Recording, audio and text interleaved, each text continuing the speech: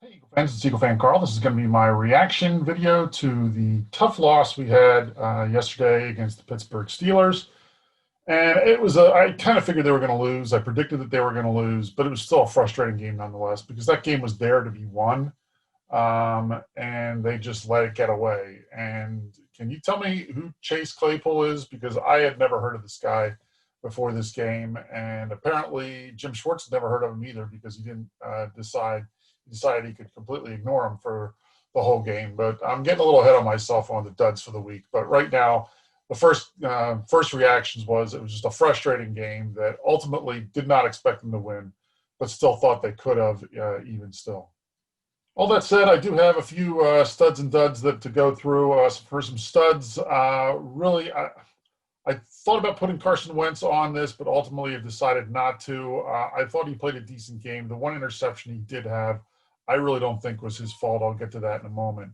But ultimately, I think that Wentz played a solid game, brought them back, got them in that game, but they fell behind too much early, and you've got to blame some of that on Wentz for his inaccuracy early in the game. So for studs, I really only have two to talk about.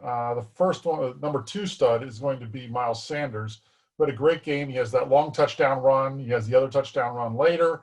All around solid performance. Got to question why they weren't using him more later in the game, but ultimately I think Sanders did what was asked of him, and he had a great game. And my number one stud's got to be Travis Fulgham. He continues to amaze us. After the game last week, there's no way I thought he could top that. And while he doesn't top it with a game-winning touchdown, he does top it in terms of his actual statistics for the game. Has an insane game, 10 receptions, over 150 yards. Did not expect that out of him. And maybe we actually found something there, and hopefully we do, because the rest of the wide receivers we've gotten that are young have been abysmal. So for right now, Travis Fulgham happens to be the bright star in that. So he's my number one stud of the week. Okay, let's turn our attention then to the duds of the week. And for the duds, there are a couple that I was thinking of putting on the list, but ultimately decided to leave off of it. Doug Peterson, I thought about putting on it. I didn't like his decision at the end of the game to try and kick the field goal. I know that's within Elliott's range technically, but there's two hangups I had about that. Number one, there was far too much time left in the game. So you were going to basically only go up 1 point and try and keep the Steelers off the board from not getting at least a field goal going back the other direction. I thought that was a mistake. And given the length and given the stadium that you were kicking in, Heinz Field's notoriously bad, especially that end zone. I've been watching games be played in that stadium for years, and it always seems like that end zone is the one kickers have trouble with. So all those things put together, I think it was just asking too much. 4th and 4, I think that's short enough you could go for it there. And if you don't make it, you're no worse off than if you miss the field goal. So, and actually you're better off because you don't give them those extra 7 to 8 yards in field possession. So ultimately, I would have gone ahead and gone for it. But overall, on the offensive side, I really can't complain when you put 29 points up. I really can't complain with Doug too much. So for that reason, he's not going to be on that list. But I would have done something different on that field goal try. The other group I wanted to put on this list, but I said I'd never do it in a game where the Eagles lose, and that was the refs. I thought the refs were horrible in this game. Don't put them on the list on losses because I don't want people to think I'm blaming the refs for a loss.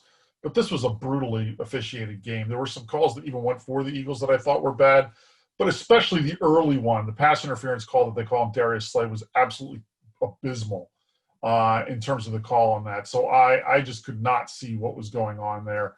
And for that reason, the refs, like I said, if the Eagles had won this game, they absolutely would have been on this list. Might have even been number one. But I don't like putting refs on the duds list when the Eagles lose because, like I said, I don't like people thinking I'm blaming the refs. But the refs had a terrible game and deserve to be on the duds list. But there are 4 duds that I do want to talk about that I have for this list. Number 4 is going to be Jonathan Vilma, who is an absolutely terrible color guy. He's just some of his commentary was absolutely ridiculous. He completely blew the one review call that Doug called, which I thought was clear that he was out. And he's like, oh, no, he's in bounds. There was times where I think he missed things in terms of where there was penalties where he says, I don't know why they're calling that, when I thought it was clear why they did. There was times where he's mispronouncing guys' names. He just was a terrible announcer, and I couldn't stand it. it was one of those games that if I still lived in the Philadelphia area, I would have been muting the TV and turning on Merrill Reese. Living in Maryland, I don't have that option anymore. So all in all, I have to live with what I've got. But for all those reasons, it was just a terrible, terrible game to watch, and he was a brutal announcer. My number 3 dud of the week is going to be Zach Ertz. Zach Ertz seems to have completely disappeared through all this. With all the troubles that we're having, Carson Wentz, you would think that he's the one guy that Carson would be able to count on. He hasn't been able to. I think the interception is on Zach Ertz, not on Carson Wentz. It doesn't look like he really tries to fight through that, what should have been actually a flag and an illegal hit. But he needs to fight through that and try and get to the position of where that ball's going to go. So Zach Ertz, I think, has just been sort of missing the last few weeks. And I don't know if it's the fact that he's more thinking about his contract or whether or not he has a future with the team or what it is. But Zach Ertz has been terrible the last few weeks, and I'm finally going to recognize him and put him on the duds list this week. My number 2 dud of the week is going to be Nate Gerry. Do I need to say why? I don't know why he's continuing to play in this league. Like I said, he's not a starting linebacker, and it shows every week. So I don't know. They have him out there at 100% of snaps, which makes absolutely no sense. And Nate Gerry, like I said, I've thought about renaming these the Garys of the week, but he's my number 2 dud of the week. But that's only topped by my number 1 dud of the week, which obviously has to be Jim Schwartz. The offense scores 29 points and you lose the game. That's on the defense, and that's mostly on the defensive coordinator. And I could go on a whole rant about him.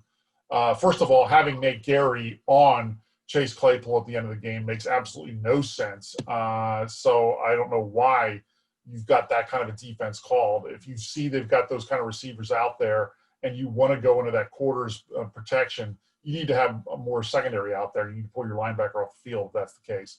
I know that he's, leery to, expose some of his defensive backs that are younger, but any of them would have been a better option than Nate Gerry in that situation. So that's just terrible design by him. Early on in this game, we actually looked like we were getting pressure on Roethlisberger, and maybe we were going to actually be able to do something on defense.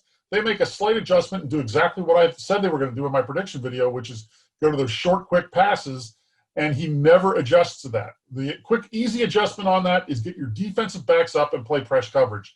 That's what they were doing on us to avoid some of those easy passes. We don't do it on them. They get easy, quick releases off, and they can hit those slant routes and stuff. It makes no sense why he doesn't play his guys up on those defenders in those situations, especially when it is a 3rd and 4, 3rd and 5. So he continues to do that, and it drives me nuts. And ultimately, it just was terrible design of a defense. And I hate his system.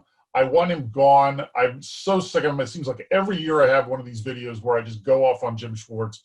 So I should probably just recycle one of them again. But like I said, terrible, absolutely ridiculous defensive play calling by Jim Schwartz. And he can't be gone as defensive coordinator soon enough for me.